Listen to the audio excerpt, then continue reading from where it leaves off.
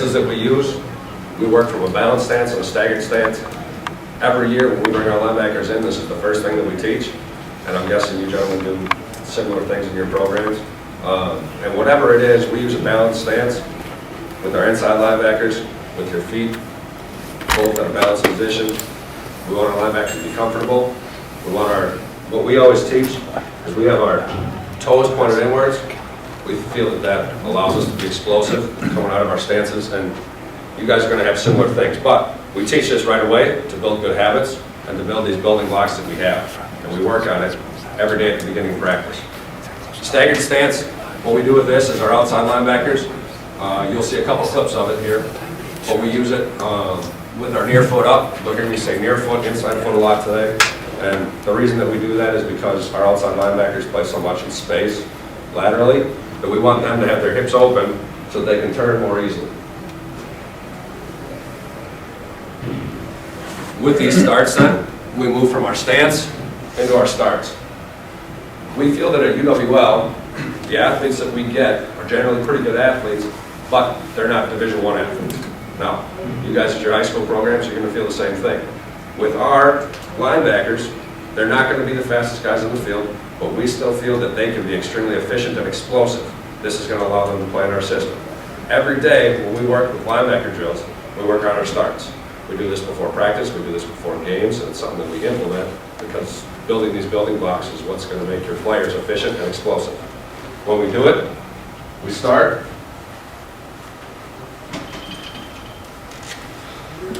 Generally the coach, just say stands up here, and we do 3 lines.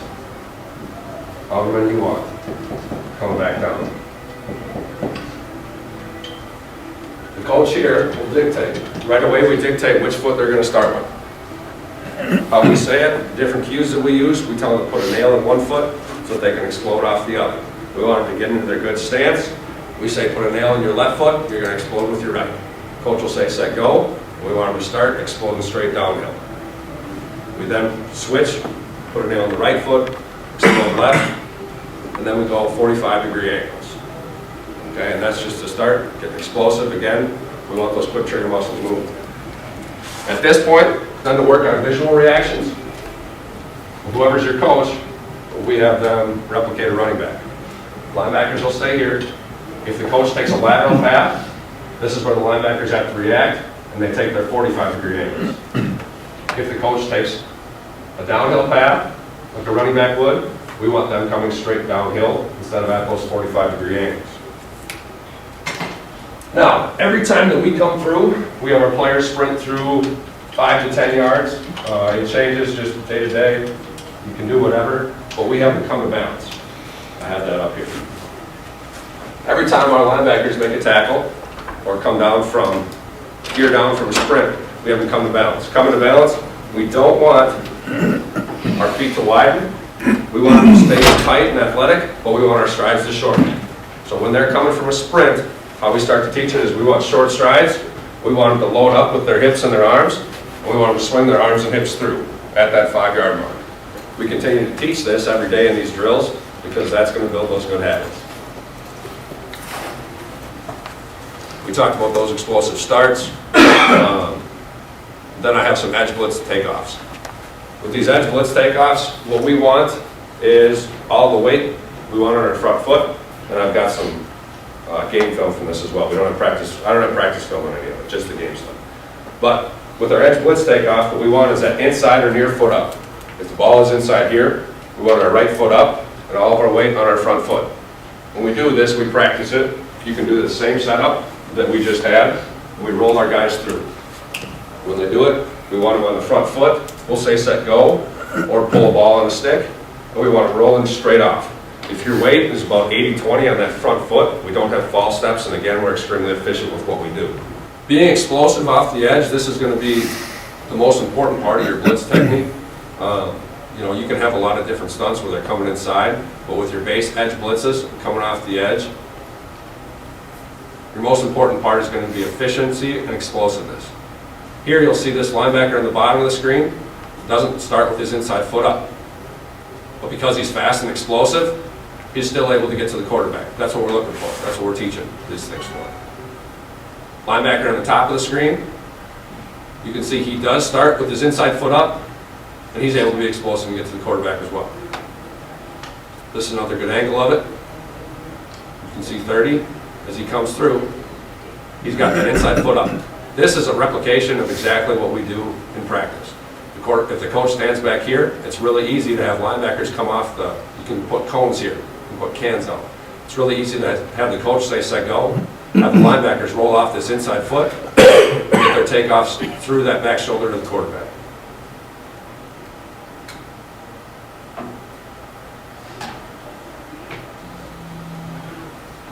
This again, it's a similar takeoff. His inside foot up.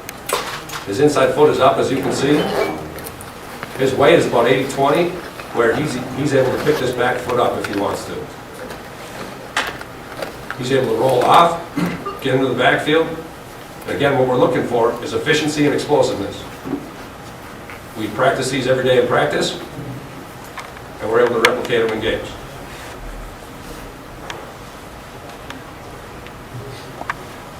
Our basic pass drops that we work on.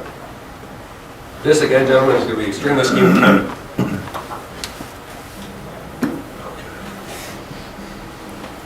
The base pass drop that we teach at UWL is what we call a crossover run. With this crossover run, it's very easy to set up different landmarks. Different ones that we've used at UWL will be top of the numbers at 8 yards, or for our outside linebackers, or for our inside linebackers, running to the hash at 10 yards. Whatever your landmarks are going to be as a defense, that's what you're going to want to do. But if you're going to do it, it's very easy to set up cones as your landmark. Say this is your linebacker's line here.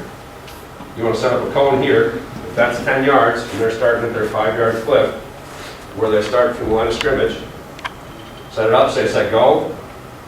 You want them to turn and run to that cone. If you do it enough in practice, it doesn't matter. They'll forget the landmarks because they won't even think about them because they've done it enough where they're automatically going to end up there. Here we teach running and turning and exploding for 3 steps, looking at that cone before looking back to the quarterback. Once they get to their landmark, we have them flatten out so that they're in position to make a play on the football. At that point, once they get to that landmark and they're comfortable with it, we have different things where we can peek back at the quarterback, either move with their eyes or catch a football. Different things that are going to keep your kids engaged and having fun at practice, because that's still important as well. And again, guys, if you want clarification with any of this stuff, feel free to raise your hand and we'll clarify. So this is going to give you a better example of what our crossover run looks like, rather than me trying to do it up here. As you can see, he turns. He looks out to his flats right away. Now, there's action in the backfield, so this play isn't going to happen here, this throw. But him getting out and getting what? And getting width. Here our landmark was hash +2 at 10. He's right at that landmark.